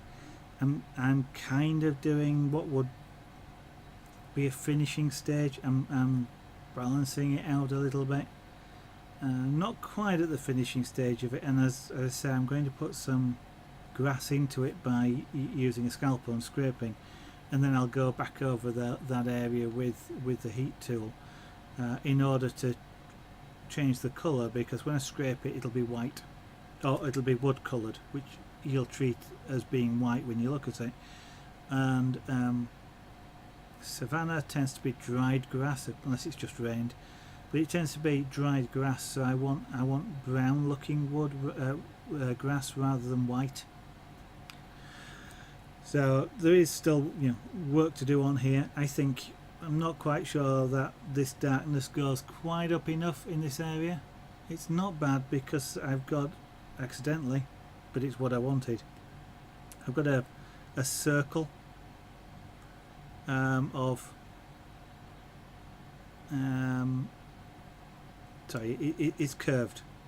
The darkness looks vaguely curved to me here. You might just be able to see sort of a vague curve. A curve is what I'm after, because you kind of, as you look away, this is a lot further away than this, so you're looking at more of an oblique angle, more flat on to what's in this distance, and it will look different to what's here. So again, the curve is something I'm after. I've achieved it accidentally, but I'm not going to argue with achieving.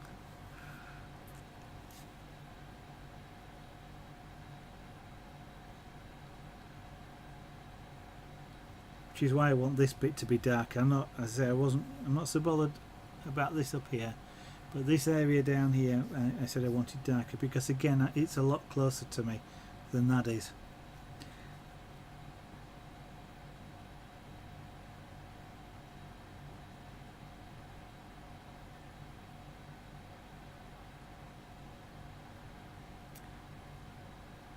Okay, have a good night, Eddie Fall Guy.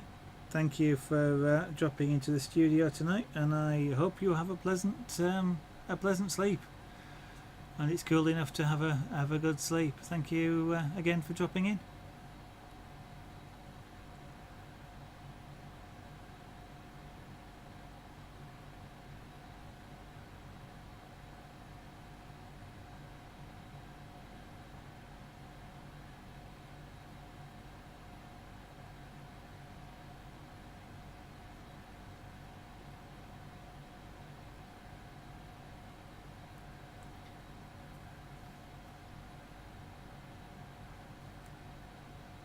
So about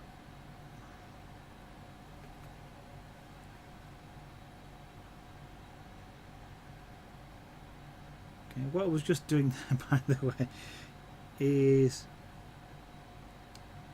pyrography sometimes, and this is doing it, takes on a different shade when you look at it, depending on where the light's coming from, and that's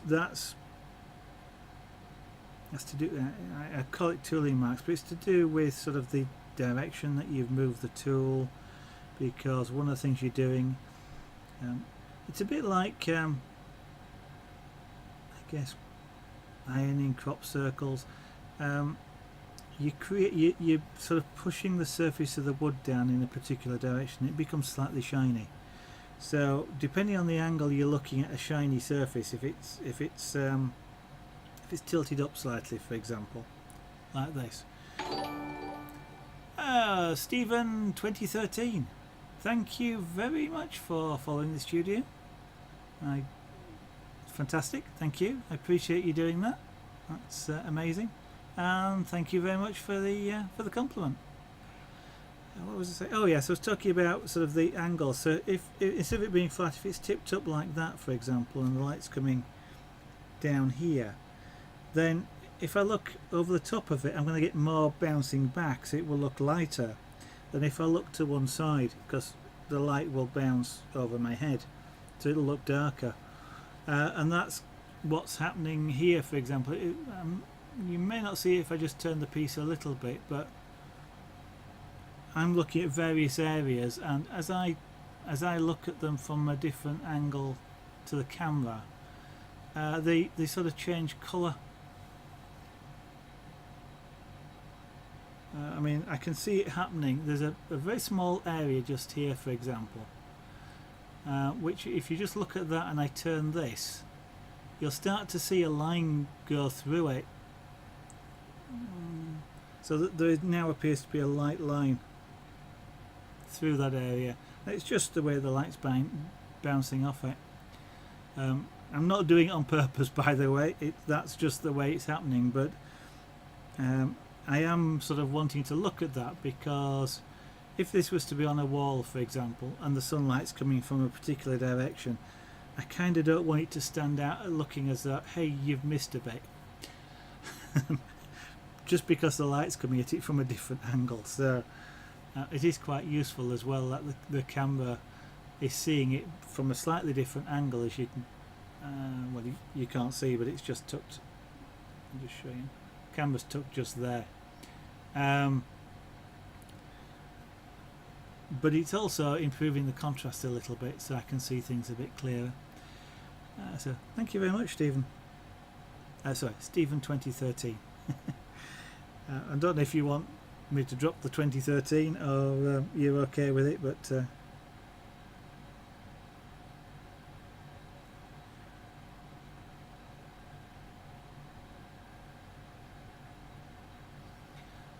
sometimes just an area, as you can see, this sort of bit just there, it doesn't need much just to make that disappear like that.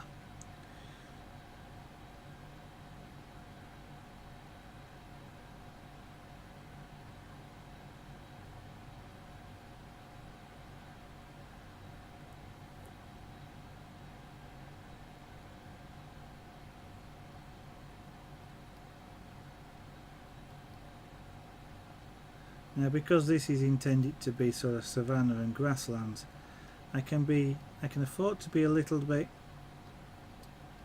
less precise or concerned about getting extremely smooth tones.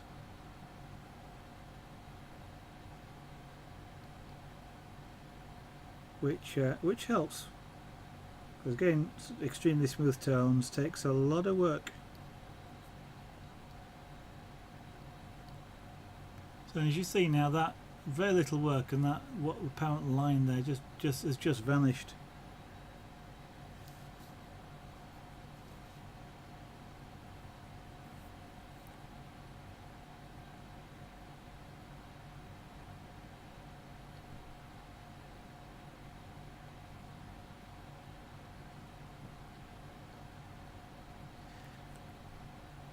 So whilst not all of the sort of slight marks that you see and dots and things like that are intentional, it's part of me practicing or learning the art, they are adding texture to what is, as I say, grassland, savanna, dirt. So they're not detrimental to the piece overall.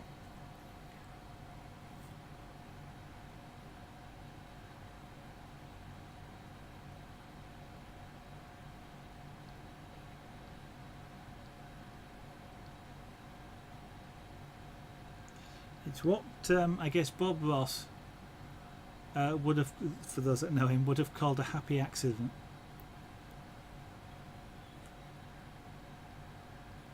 Something that happens accidentally, but which is which accentuates or adds to the piece that you're working on. And for those of you that don't know Bob Ross was an artist, and a teacher. I say was, he unfortunately is no longer with us, but he pioneered, if you like, a lot of very simple techniques for beginners to produce quite stunning artwork. And he taught those and produced kits and things like that. And he is sort of well known within the artist community.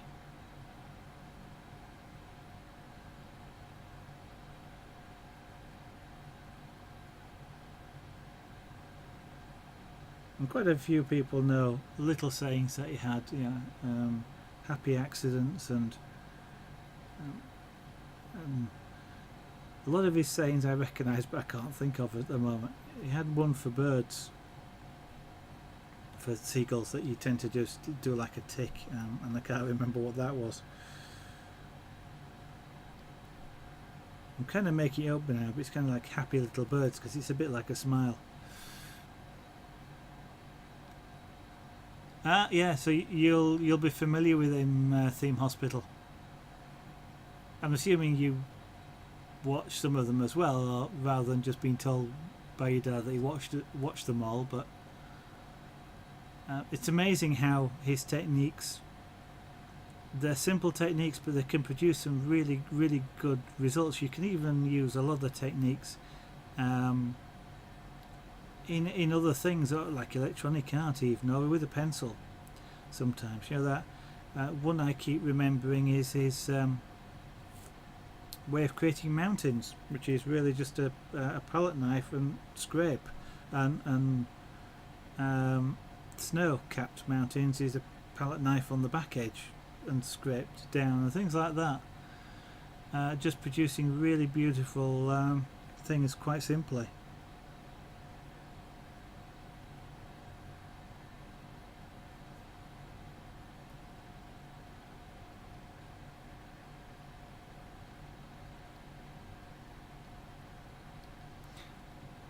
So if anybody's joining, wondering quite what I'm doing dotting around here, I'm just trying to soften this dark edge, extend it up slightly, in a graduated form, just upwards in this sort of area here. So I'm just dotting around, doing that and trying not to make another line, which is what I've kind of got here.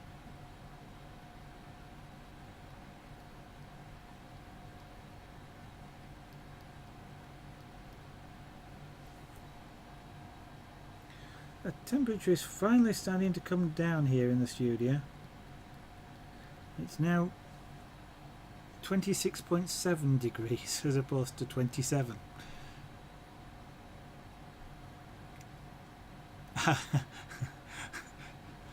So you were the remote control.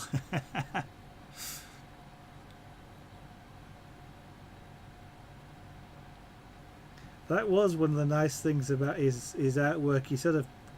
It was a paint along thing as well. So, and you could do that. Okay, you paused it, but he sort of did it in steps that you could follow.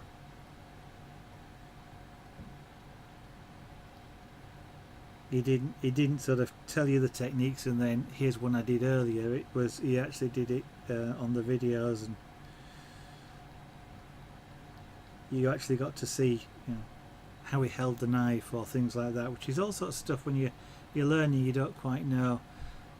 Once you get into it, you learn your own techniques, or you learn your own ways of holding things, but as a beginner you sort of just don't know, and actually being able to see someone like that do it and you can see what they're doing was a fantastic thing.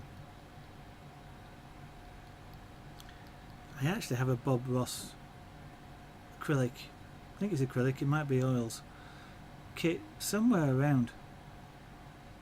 I vaguely think it's somewhere in the studio, but I don't know where. So maybe one of these days I'll actually have to get that out. I certainly have a dozen canvases, because my wife bought me the kit for a Christmas present once, and canvases. Just unfortunately I haven't had the space to be able to do it, and I'd love to be able to, just because she bought me as a present. So I'd like to try it, and I think there's a video or two of his in the box as well.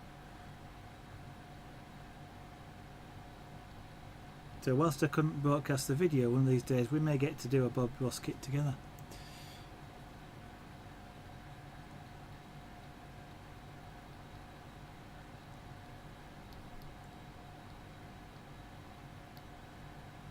One of the reasons also for dotting around a little bit like this, and I'm being a bit fast doing it, is I'm adding a little bit of texture in, but it means I don't get straight edges. And that's something I'm trying to avoid. As I mentioned earlier, I don't want straight edges. I want to darken it but not create another line.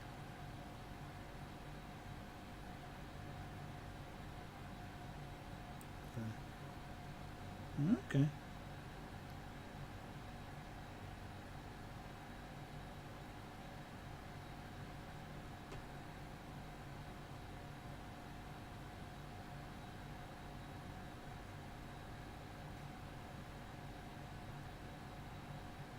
Whilst birch plywood, the rings are really quite close in taking colour to the space between them occasionally, and that's what this, I'm just working here, there's a ring, a wood ring, which hasn't quite taken as much colour as the wood around it, so it's just standing out a little bit.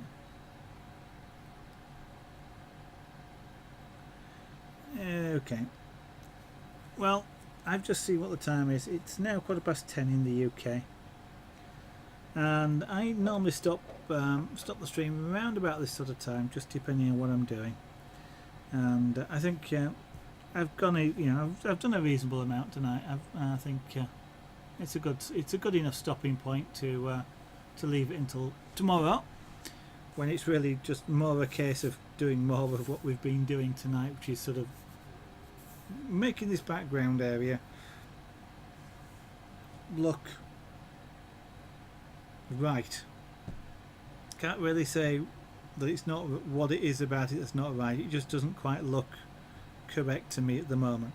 So I've got some more work to do on it, and then the next stage after that would be I think probably to put the grass in, which we may get to tomorrow night, and then there is more work to do on the elephant. The elephant, and you've seen the glare off my hand there, but the elephant's head around here, the top here, is much too light at the moment.